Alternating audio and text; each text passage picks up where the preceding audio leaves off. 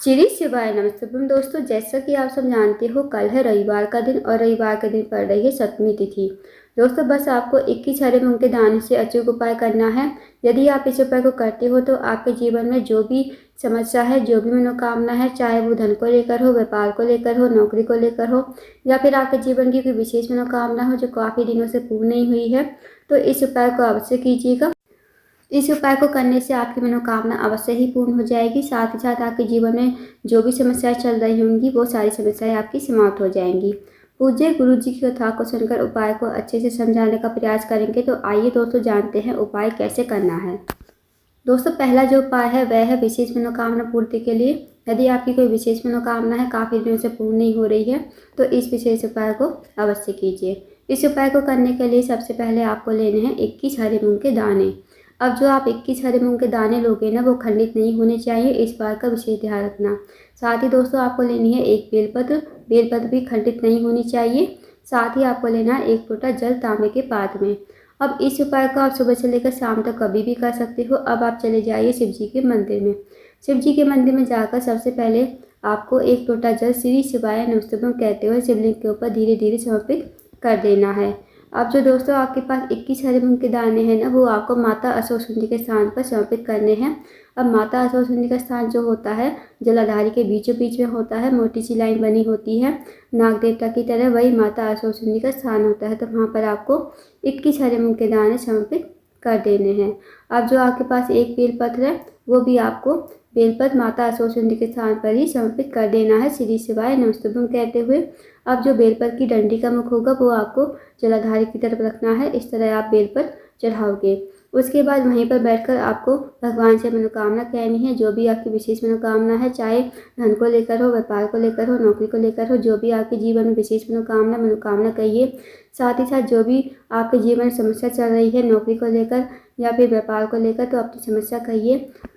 और दोस्तों, बस आपको भगवान को प्रणाम करके विनती करके आपको अपने घर पर आ जाना है। दोस्तों, छोटा सा विशेष उपाय है, इस उपाय को अवश्य कीजिएगा। इस उपाय को करने से आपकी मनोकामना अवश्य ही पूर्ण हो जाएगी। आप जानते हैं दोस्तों अगले उपाय के बारे में। अगला जो उपाय है, यदि आपका कोई कार्य है बहुत दिनों से अटका हुआ है, आप किसी कार्य के लिए बाहर जाते हो, आपको उसमें सफलता नहीं मिल पाती है, या फिर आप किसी नौकरी के लिए जाते हो, नौकरी में आपको सफलता नहीं मिल पाती है, तो इस विशेष उपाय को अवश्य कीजिए। इस उपाय को करने के लिए सबसे पहले आपको लेनी है 2 हरी इलायची। साथ ही आपको लेना थोड़ा सा शहद और एक लोटा जल तांबे के पात्र में। अब आप इस उपाय को भी सुबह से लेकर शाम तक कभी भी कर सकते हो। अब आप चले जाइए शिव जी के मंदिर में। शिव जी के मंदिर में जाकर सबसे पहले आपको एक लोटा जल शिवलिंग के ऊपर श्री शिवाय नमस्तुभ्यं कहते हुए समर्पित कर देना है। उसके बाद जो आपके पास शहद है, उसे आप कटोरी में डाल दीजिए, और 2 इलायची है, 2 इलायची को आप शहद में ही डाल दीजिए। उसके बाद इस कटोरी को हाथ में लीजिए और भगवान से अपनी विशेष मनोकामना बोलिए। जो भी आपकी विशेष मनोकामना है, चाहे वो धन को लेकर हो, व्यापार को लेकर हो, नौकरी को लेकर हो, या फिर आपको कोई कार्य बहुत दिनों से अटका हुआ है, आपको नौकरी में सफलता नहीं मिल पा रही है, तो अपनी मनोकामना कहते हुए ये जो हरी इलायची है और शहद है, आपको शिवलिंग के ठीक ऊपर समर्पित कर देना है श्री शिवाय नमस्तुभ्यं कहते हुए। उसके बाद 2 मिनट में मंदिर में बैठिए, श्री शिवाय नमस्तुभ्यं का जाप कीजिए।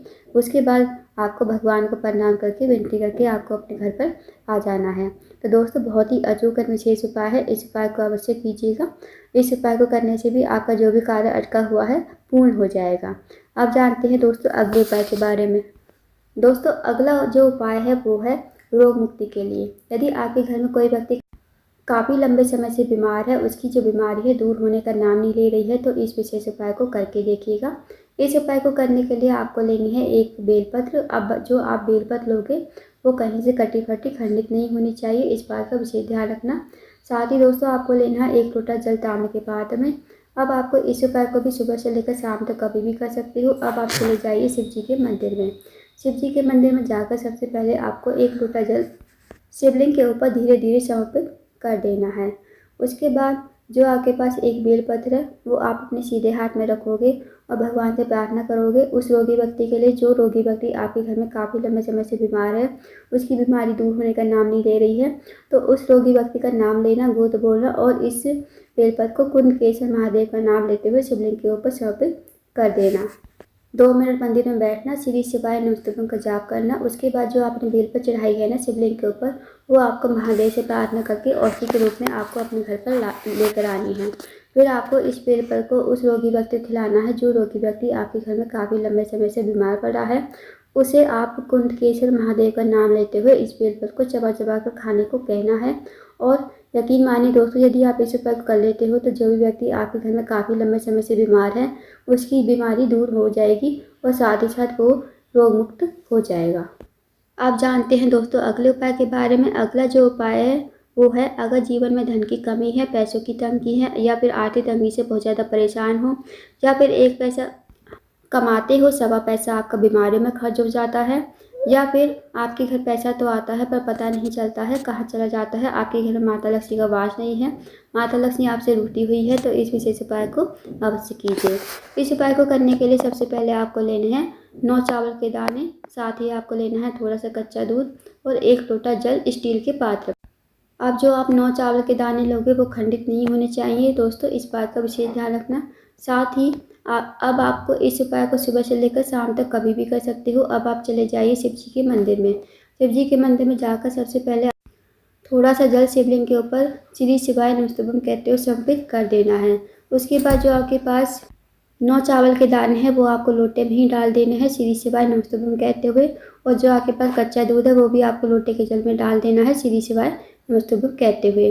फिर आपको इस लोटे के जल को हाथ में लेना है, भगवान से प्रार्थना करनी है कि हमारे जीवन में धन की वृद्धि नहीं है, धन प्राप्ति नहीं है, माता लक्ष्मी का हमारे घर में वास नहीं है, आपको जैसी कृपा करे कि माता लक्ष्मी का हमारे घर में वास हो, हमारे जीवन में धन की वृद्धि हो, धन प्राप्ति हो और माता लक्ष्मी हमारे घर में हमेशा वास करे। फिर आपको इस लोटे के जल को शिवलिंग के ऊपर श्री शिवाय नमस्तुभ्यम कहते हुए समर्पित कर देना है। उसके बाद 2 मिनट मंदिर में बैठे श्री शिवाय नमस्तुभ्यम का जाप कीजिए। फिर आपको इस उपाय को करके अपने घर पर आ जाना है। तो दोस्तों बहुत ही अचूक एंड विशेष उपाय है, इस उपाय को भी अवश्य कीजिएगा। तो दोस्तों ये थे कुछ विशेष उपाय जो आपको रविवार के दिन करने हैं, इन उपाय को अवश्य कीजिएगा। अगर आपको जानकारी पसंद आई हो वीडियो को लाइक करना, शेयर करना, चैनल को जरूर सब्सक्राइब करना और कमेंट बॉक्स में श्री शिवाय नमस्तुभ्यम हर हर महादेव जरूर लिखना।